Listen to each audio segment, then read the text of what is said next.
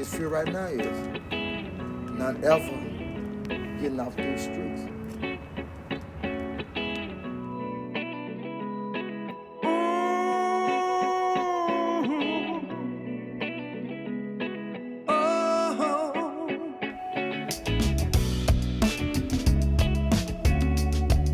Out here, there is no safe place. They say love don't cost a thing. There's no safety. Everybody's suppressed. Fancy cars and diamond rings. I won't get caught in all that greed. So come and take a walk in peace. There's all the freedom you need. And go spread your love for the people's greater needs. If you don't believe in me, Take a walk in what the fuck I'ma do? peace and hear what I'm saying now. The world is obsessed with material things. It's time to throw away your selfish needs. Let's let your words agree. I might as well go get a gun and put it to my head and say, these motherfuckers treat me like a dog. Not trying to preach. That's what you're scared of, America. Take a walk in peace. There's all the freedom you need. And go spread your love for the people's greater needs. Oh, yeah. People are homeless for so many different reasons, and you don't have enough time for me to tell you all the reasons. I've been doing this a long time, and I've seen them, I know them. The men and some of the women on the street corner intersections, that's, generally speaking, their day job. And if you actually watch, you'll see shift changes. You'll see them break for lunch. Most of them aren't homeless because they decide they want to be. What we say is make sure that they know that, first of all, they're loved. Okay, no matter what. Second of all, don't give them money, give them food, give them a drink, say go to Starville. In many cases, they'll tell you where to go. Star of Hope has been in Houston for 112 years. We are one of the largest and oldest homeless providers in America. And we take care of about 1,400 homeless men, women, and children every single day. Right now we have a men's facility that holds 320 men. A third of those beds are for what we call rescue mission. And that's for the guys that when you go downtown and you see them living under the bridges or sleeping on a bench or in the woods somewhere, they know that we exist. Whether it be Star of Hope or any other agency with their hand out to help. They refuse to go into a shelter because they just don't want to give up their drugs or their booze. They don't want to be told what to do. They don't want to be accountable.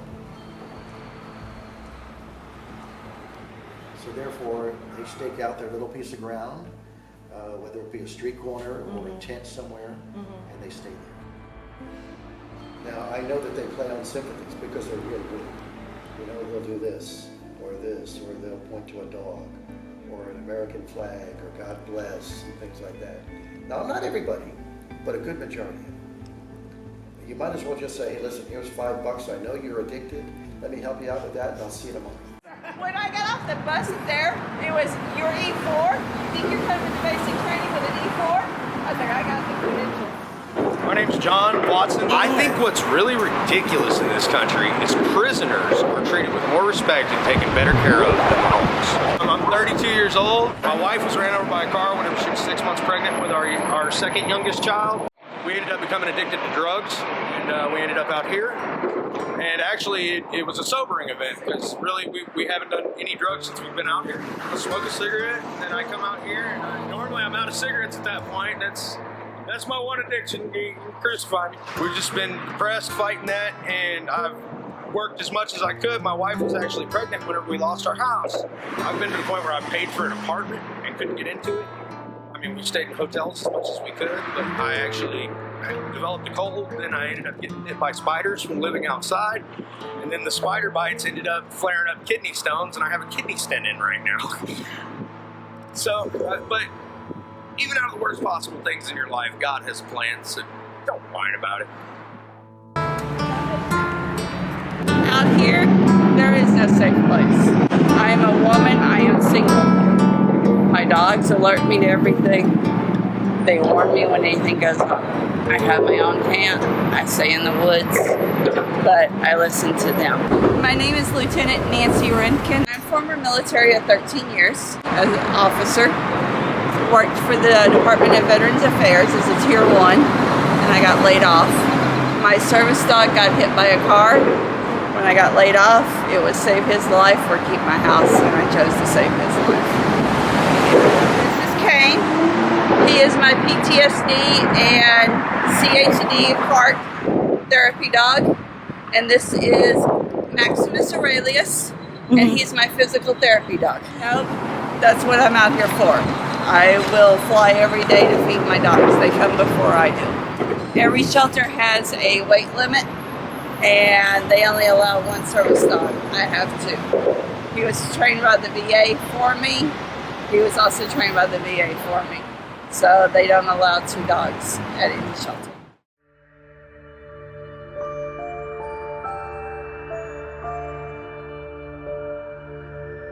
Basically, I sit back at camp and I cry for about an hour by myself. And then I pray that somebody will pull up, offer me a job. I have a business management degree from Texas A&M. I was an officer for 13 years. I haven't job jumped. I've had 2 jobs my whole life. But nobody out here wants to hire me because I'm homeless. So it's hard because when you go for a job application, they want a phone number. They want an email address. They want an address. You can't provide that to anybody out here. And that's what they want. And they never call you, or you go back for a job interview. They're like, we're sorry, we chose somebody else. We couldn't get in contact with you. My hardest thing personally is I look at these people and I was like them. I drove a Mercedes. I had a house. And everything. I work. And everybody's like, doesn't care. Nobody out here cares. No, nobody cares for each other out here. And it's bad. It really is. Sorry, I have videos and pictures, and the VA will tell you. I had brand new Mercedes. I lived in Katy. I paid $1,800 a month, drove back and forth every day to work. Got laid off out here. They think we all choose to do this. We don't. I would do anything to have my job back at my house, but I'm not. I'm not out here for the fun of it. I want a job, I want a house, and I want to get back on my own 2 feet.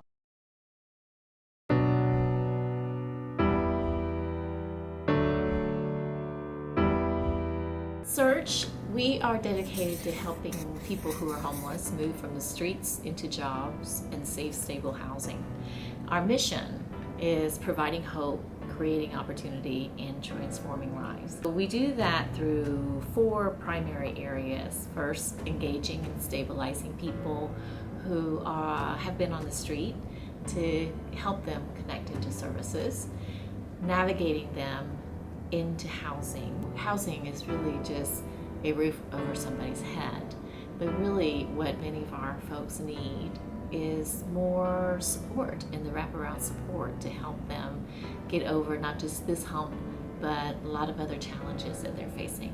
Well, you know, Houston has learned so much, and I've been in this field since 1992. And so I've seen the evolution of when homelessness was becoming a bigger and bigger problem, not just in Houston, but throughout the country. What we've learned is that to end homelessness, we need to provide housing. And that's what our community has come together to really achieve this as a systemic community organized way, rather than each of us individually doing our own thing. How do we help somebody move as quickly as possible from this homeless status to being housed, and then go on from there? Because when somebody is in survival mode because they don't know where they're going to sleep that night or where they're going to get their next meal from, that's all that they can focus on. But once they're in a stable place, then they can relax that and really think about more than just today, but next week and next month and what lies ahead.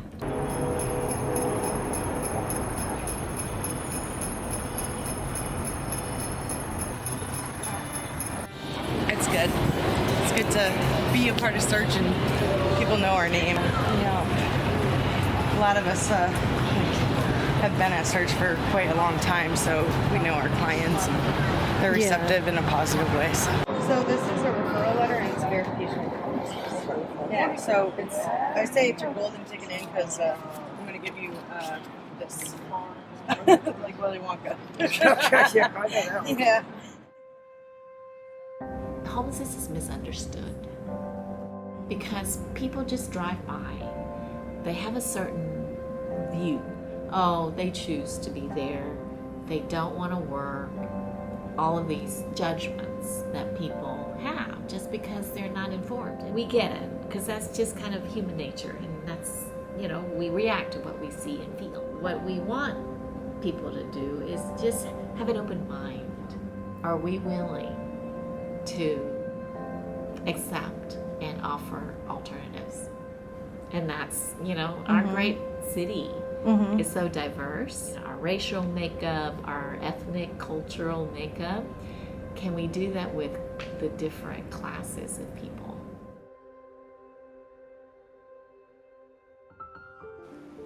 If everybody in this place stopped giving them money for 2 weeks, they'd be gone. They'd probably be living in a tent somewhere, but that's closer to us. And we can help them get into a shelter. Because it's all about getting into a shelter and beginning the process. Shelters here, they have curfews, you're only allowed to leave so many hours. If it's an apartment complex, then you're literally striving for something that you can call your own. New York has, but they have a program to where if you're trying to get a job or you're disabled or anything like that, they will put you into an apartment. They would turn around, they'd get a job. Say, hypothetically, they make $800 every week. They would take 25% of it. That's to pay their bills. Now you have to keep your job there to keep your apartment. You quit your job, you lost your apartment. They need something like that here. Because Houston right now has 1,853 homeless veterans. There's 132 homeless female veterans out here, like me.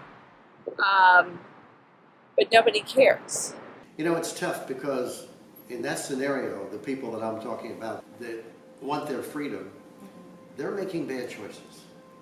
There's 60 to 80% mental illness in that particular group. They're burnt out, they're drugged out. Very smart people. I've seen attorneys and vice presidents of companies that are now just on the streets. It's tough to give advice to people like that, which is why we show up every day in their face and say, we're here, okay? And we're gonna make sure that you're here tomorrow, so here's a drink, here's some love, here's a blanket, and then maybe tomorrow will be the day. And most of the time it is. My parents, they lost their apartment in a house fire, so they let me out here. I've been out here for the last 2 years. Getting up every day, getting on the line, and taking care of my dog, feeding her every day. And the shelters, they got curfews, they want you to come in early, they want you to have certain stuff you can't have with you while you stand with them again. My dog, I know most shelters don't let dogs come in the shelters. That's another reason why I'm not in the shelter. Dog food, more dog food. It's been a nice experience for me. How do you think people view you who are not homeless? Like a bad person, like we disgusting, like we got diseases on us and stuff like that. Or we just not human.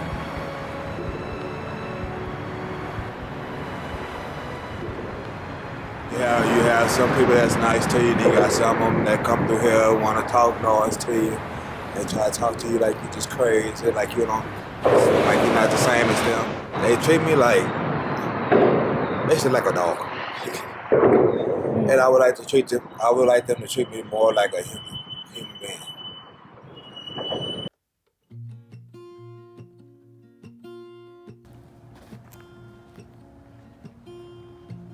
There's a lot of colors, I don't know where to go. See a lot of colors, only feeling blue. My name is Nell Wayne Hargrove. I went to prison in '96. I was damn near homeless then because they took my mama's house. My mama was old and she was on fixed income. This is where it started. She was on fixed income. So I had to get out there and get it. You feel me? Mm-hmm. They locked me up from '96 to 2001. I got out of the penitentiary in 2001. I really never had no place to go. I can't rent no apartment because you're a felon. So you can't rent no apartment. Where am I go? Shit, go where you go. So I went to the streets. So I've been homeless since 2001. What is the hardest thing about being homeless? Is not having indoor plumbing. I gotta shit. When I wake up in the morning, I need to take a pee. When I wake up, I need to brush my teeth so I can go out to the society. So that I won't stink. But there's no water for me to take a shit to wipe my ass comfortable. I gotta sit like this here and take a shit because I'm homeless. And then I can't wash my hands good. I can't brush my teeth. And then they say, go out there and get it. Go out there and get what? Ain't nobody gonna trust me smelling like pee and doo-doo. I ain't brushed my teeth. I got matters in my eyes. They say, oh, look at him. We got him. We still got him. So there's nothing without indoor plumbing. I'm at fault. Everything that's going on with me, I am at fault because I had a right mind. I had the right mind to do the right things. I did this to myself because I had a choice to do the right thing. But at this time in life, at that point in time, they were talking about this and that and that. I just took where they was taking me, and they wasn't taking me right. How do the people that's not homeless view me? They view me as an eyesore. They got theirs, so they feel like, ooh, fuck him. But they never come and ask me, say, man, look here. The majority of the people saying, oh, he ain't worth the shit. So they don't even trust us. There's a lot of homeless people out here that just need an opportunity to get it. But you're not giving us nothing. All you're doing is saying, fuck you. Ooh, get away. So how am I supposed to feel homeless and I ain't got nobody to trust me? I feel upset and angry. We're not animals. We're not an eyesore. We're not animals, man. We're people that just had a bad time. Stop judging us. Help us. I mean, I'm not out here. I could care less if anybody gives me $1. I mean, I'm the type of person, you can ask anybody out here. I'll give you every dollar I got in my pocket. I'll give you every dollar I got in my pocket. I can always go make more. I don't care about money. I've never cared about money. Stop it. Trust us, man. Stop treating us. This is the great state of America. You talking about this is the great state of America? I care about the ones I love. I wish I could see my kids again. Help me out with dog food. Help me out with clothes. Tonight, somebody dropped off a bag of clothes. That was more important to me than $1 in my pocket. Just give what you have. Whatever you have, just give. If you have it to give, just give it. It's America. It's America opportunity. All this stuff out here. All this opportunity. Because we've lost our rights completely. I would do anything to see my two little boys, Randy and Ricky. And that's really what I'm fighting with more than anything is my kids that are taken away. I care about my dogs, and I care about eating and feeding them. That's all that is for me. I want you to stop that, America. Government, stop saying this is homeless. This is a human. This is humane society. So I'm tired of you acting like that with me. Give me a chance.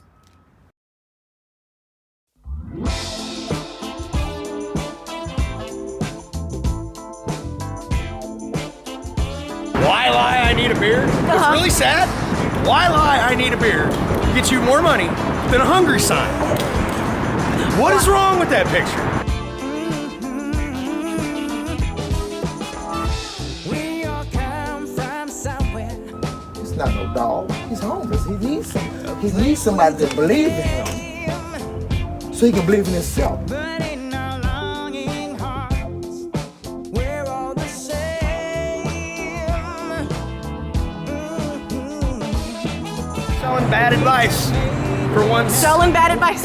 Bad Funny. advice. 1 cent, and I spelled cent wrong. I spelled it C-N-E-T, and they were like, "Well, what's the bad advice?" I said, "Well, drop out of school and you can spell it like me." We wanna see about.